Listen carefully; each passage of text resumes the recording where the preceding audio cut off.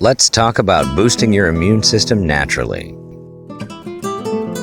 Diet is the foundation of health. And if you don't eat properly, your body won't function properly, and that includes your immune system. Let's go over some key elements of diet that can help your immune system function properly. First off, and we can't stress this enough, go heavy on plants. The more plants you eat, the more antioxidant-rich, vitamin-rich, and mineral-rich your diet's going to be. It's one of the quickest ways to appropriately support your body's immune response. Getting those nutrients into the diet in a regular way so that the body has what it needs in order to mount an appropriate attack. Think balance, not a sudden overdose. Most Americans eat an adequate amount of fruits, but the majority of us are failing when it comes to an adequate amount of vegetables. Some experts recommend eating 9 servings. That's right, 9 servings of vegetables in your diet every day. That's more than the USDA recommendation. Now, in order to do that, it's imperative that you build all 3 to 4 meals of your day around vegetable content. Think vegetables as your main course. One of the main reasons that you want to eat a mostly plant-based diet is that plants contain what are known as phytonutrients. Phytonutrients provide a significant amount of benefits for humans who eat plant foods. Phytonutrient-rich foods include colorful fruits and vegetables, legumes, nuts, tea, whole grains, and many spices. They affect human health but are not considered nutrients that are essential for life, like carbohydrates, proteins, fats, vitamins, and minerals. Among the benefits of phytonutrients are antioxidant and anti-inflammatory activities. Phytonutrients may also enhance immunity and intercellular communication, repair DNA damage from exposure to toxins, detoxify carcinogens, and alter your metabolism. The USDA notes that consuming a phytonutrient-rich diet seems to be an effective strategy for both reducing cancer and heart disease risk. Many phytonutrients give plants their pigments, so a good way to tell if a fruit or vegetable is rich in phytonutrients can be by its color. Look for deep-hued foods like berries, dark greens, melons, and spices. These foods are also rich in flavor and aroma, which makes them more palatable. But some phytonutrient-rich foods have little color, like onions and garlic. Don't discount them. Eat foods rich in anthocyanidins. Anthocyanidins are a type of antioxidant. Antioxidants help protect your body. Anthocyanidins take it to the next level. Think of them as bringing in the big guns. Research shows they play an essential role in protecting tissues, cells, and vital organs, in addition to supporting your immune system. Where can you find anthocyanidins? Think purple, baby. Anthocyanidins are actually responsible for the purple color in your favorite fruits and vegetables. Blueberries, blackberries, strawberries, pomegranate, plums, red cabbage, cherry, cranberry, all are loaded with anthocyanidins. Eat a rainbow of colors, though. You want every color in the rainbow. Make a salad with every color: green, blue, purple, yellow, everything that you can imagine. The more colors that you add to your diet, the more phytonutrient content you'll get. Drink water. Most Americans don't consume enough water, but it plays a critical role in making sure that your body functions properly. Simply put, dehydration weakens your immune system. So, there is a perfect equation to prevent dehydration. Every human body is different, but they usually recommend a simple equation. Take 50% of your body weight in fluid ounces, up to 100 fluid ounces a day. Basically, take how much you weigh, divide that by 2. Take that number as ounces. That's how much you have to drink every day. So if you weigh 100 pounds, you need to drink at least 50 to 60 ounces of water a day just to maintain a healthy immune system. Be kind to your gut. Eat foods that promote a healthy microbiome in your gut. Think fermented foods like raw sauerkraut, kombucha, and yogurt. Fermented foods are loaded with probiotic bacteria that are great for your gut and your microbiome, making them a critical addition to your diet when concerned about illness.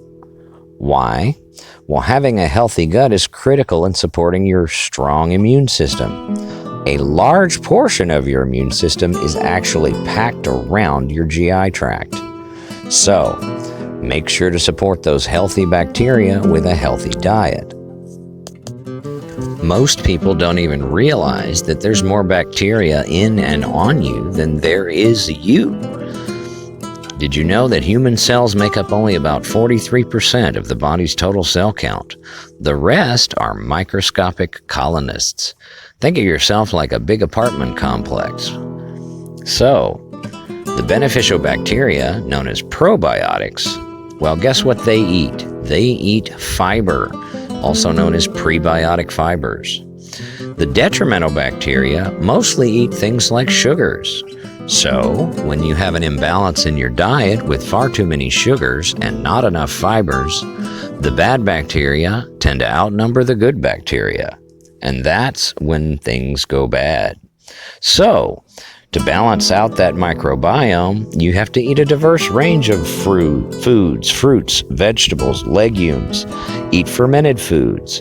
And definitely don't use too many artificial sweeteners. Artificial sweeteners, in some clinical studies, have been shown to actually hurt your microbiome. Not only that, they can also trigger things like weight gain and diabetes in the body. So, use plant-based sweeteners and sweetener alternatives. And take a probiotic supplement. Probiotics, taken through probiotic supplements, help to diversify your microbiome and increase the body's ability to fight off disease. Watch your sugar intake. When you eat refined added sugars, your immune system is dampened for several hours after that. So eating candies, cookies, and sugary beverages is going to have a negative impact and lower our abilities to fight against any immune stressors like the flu or other viruses. This doesn't really apply to sugars found in fruits or starchy vegetables, but balance is important even when it comes to foods you might consider healthy. When it comes to the immune system, sugar is just not your friend. Now let's talk about some supplementation that might be beneficial in boosting your immune system and supplementing what might otherwise be not the perfect diet. First, let's talk about a key nutrient that some of you just aren't getting enough of. You need to seek out zinc. Some people tend to pop a zinc tablet when they just feel a cold coming on. But adding foods that are rich in zinc into your diet, it's an incredible way to boost your immune system in a balanced way. If you're unfamiliar with zinc-rich foods, well, think things like shellfish, or legumes like chickpeas, lentils, and beans, which are also high in fiber. And of course, zinc is present in red meat, but do that in moderation. You can also get zinc supplements in the form of tablets, lozenges, and liquids. Our next category of supplementation is adaptogens. An adaptogen is something that helps your body adapt, hence its name. When you come under stress, adaptogens help the body to respond without over-responding. Too much stress triggers corticosteroid production and other hormone productions that can trigger inflammation and lower immune response. Some popular adaptogens are ginseng. Ginseng not only acts as an adaptogen, but it can also boost your energy levels. Another great one is ashwagandha. Ashwagandha is an Ayurvedic or Indian herb that helps to promote an adaptogenic response. It also helps with metabolism, and it too can help to boost your energy levels. Our next category is antioxidants. Antioxidants are just that, antioxidant. When you oxidize something, the Something known as a free radical, which is an oxygen molecule, bonds to other elements. For example, when you oxidize steel, it turns to rust. Anytime you slice open a piece of fruit and it turns brown, that's oxidation. Oxidative stress is what oxygen does to your body when you have free radicals in your system. It causes aging and cellular damage. Antioxidants, on the other hand, help to mitigate this response. Vitamins like vitamin A, C, E, and beta-carotene are all excellent antioxidants, as are things like lycopene, lutein, and selenium. And CBDs actually have been shown to have excellent antioxidant effects. Let's move on to antiviral supplementation. Antivirals do just that. They help your body to fight off viruses by either providing essential phytonutrient content or acting to block certain proteins in viruses from attaching to your cells. Some potent antivirals include things like elderberry and elderberry syrup, echinacea, garlic in copious amounts, and things like oregano oil and olive leaf extract have all shown to have some antiviral properties. Let's talk about mushrooms. Mushrooms contain vitamins and minerals, and they are filled with excellent compounds to help to boost your natural immune response. The more exotic the mushroom, the better. Some more popular ones are reishi, maitake, and lion's mane. All of these you can use either as a supplement form and in teas. Let's move on to anti-inflammatories. Anti-inflammatories do just that. They reduce inflammation and inflammatory response. There's a lot of really excellent food-based and supplement-based anti-inflammatories that you can take. Anti-inflammatories are important mostly because when your immune system responds, it responds with inflammation. But there's other things that can trigger inflammation, including stress and food reactions. Inflammation caused by autoinflammatory conditions, such as things like rheumatoid arthritis, those things are caused when your own immune system attacks itself. Therefore, when using anti-inflammatories, what you're going for is to have a balanced inflammatory response. Some inflammation is good. However, too much inflammation can cause damage. There are some excellent food-based anti-inflammatories to include turmeric root, which an extract of curcumin, which is a concentrated form of the active compound in turmeric, acts as a natural entheogenic anti-inflammatory. That means that it's not toxic to the liver and you can't overdose on it. Chili and black pepper. Chili contains a compound called capsaicin, and capsaicin can also act as an anti-inflammatory, even though it's what makes the pepper burn. Ginger, clove, and cinnamon are also excellent anti-inflammatories, and they make things taste really good. There are also lots of anti-inflammatory supplements that can be made from these ingredients. Okay, everybody just needs to take a minute and just relax. Exactly what you need right now is to just relax. Now, doesn't that feel better? Relaxation plays a key role in helping to boost your immune system. When your body is more relaxed, it's less likely to produce hormones that can trigger inflammation and immune response, and not the good kind. So the more you relax and the better your sleep is, the less likely that you're going to have a suppressed immune system. Really?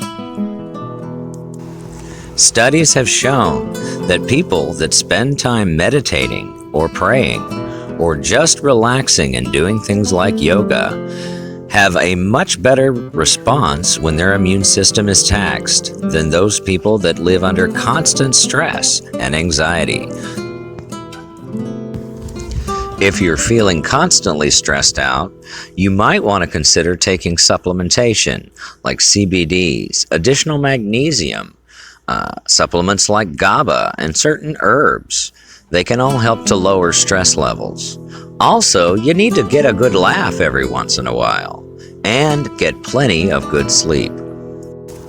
Speaking of good habits, we can't stress enough how important it is, especially right now, to wash your hands.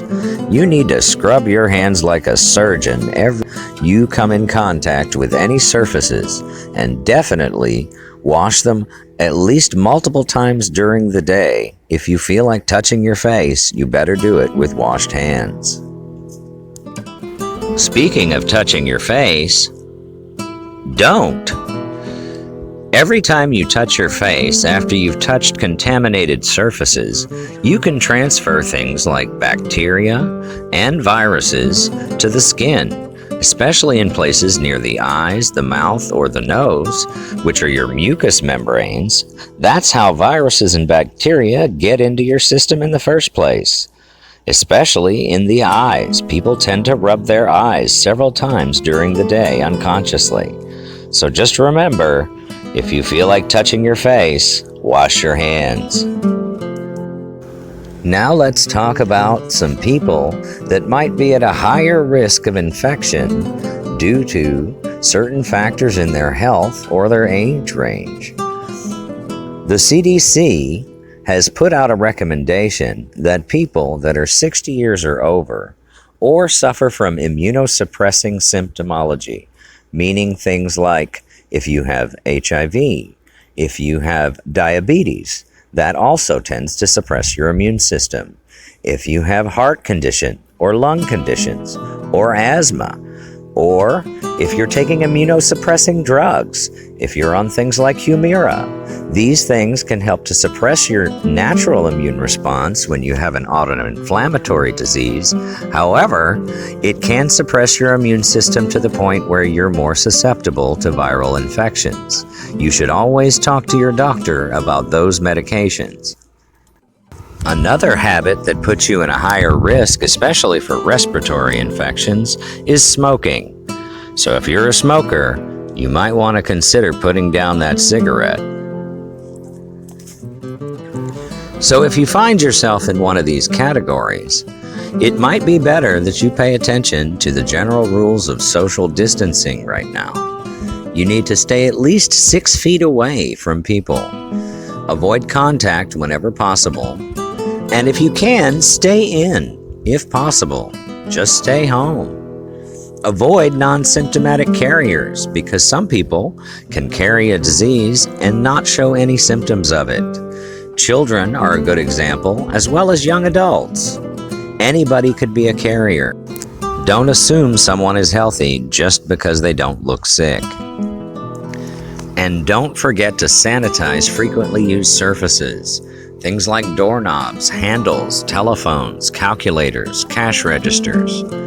All of these things can transfer more bacteria and viruses. Did you know that when someone sneezes, that mucosal secretion can fly almost 15 feet through the air before landing on a surface? So, cover your secretions. Every time you cough or sneeze, you need to make sure that you do so either into your elbow, into a handkerchief, into a tissue, or if you're wearing an approved mask, that's even better, because if you're sick and you're out in public, you should really be wearing a mask. So what if you've done everything that you possibly can to avoid getting sick, and you got sick anyway, and you start to feel something coming on? Well, first off, don't panic. When people get sick, it could be anything. It could be the cold, it could be a flu, it could even have a really bad allergic reaction to something. Don't automatically assume the worst when you come down with something. If you don't know whether or not you're sick with something, it's always a good idea just to call your doctor. If your doctor tells you to just stay home for now and just see how things go, there's a lot of supplementation and methodology that you can use to treat minor symptoms of getting sick. You can use things like herbal cough suppressants, but some food-based suppressants actually work rather well. Things like honey, things like pineapple, which is full of a compound known as bromelain, a digestive enzyme. And you can do things like gargling with salt water. All of these are helping to suppress that cough response in a mild cough. If you start to suffer from things like chest congestion, mild chest congestion can also be helped by certain traditional herbs like eucalyptus, oregano, and mullein. Also, things like peppermint and plantain leaf used in supplementation can be helpful, as well as essential oils helping to keep your lungs open so it's easier to breathe. Another symptom of mild illness is mild fever. If you happen to get a fever, that's your body's way of fighting off certain types of infection. But if your fever gets too high, it can be dangerous for your body, especially if it exceeds certain temperatures. So always call your healthcare provider if you're experiencing a fever. Low-grade fevers, which are fevers around 100.4 degrees, can sometimes be treated with herbal remedies. Some traditional herbal remedies are things like holy basil and echinacea. You can also use things like catnip tea, especially for children with a mild fever. It's actually extremely effective in some cases. But just remember, if you experience a high fever, a fever above 103 degrees, you need to definitely call your doctor. Remember, these are just some general health guidelines to help you get healthy. If you actually experience any symptoms that concern you, always contact a healthcare provider. We'd like to thank you for listening to this video, and just remember, you are in control of your own health. The healthier you are, the healthier your immune system will be.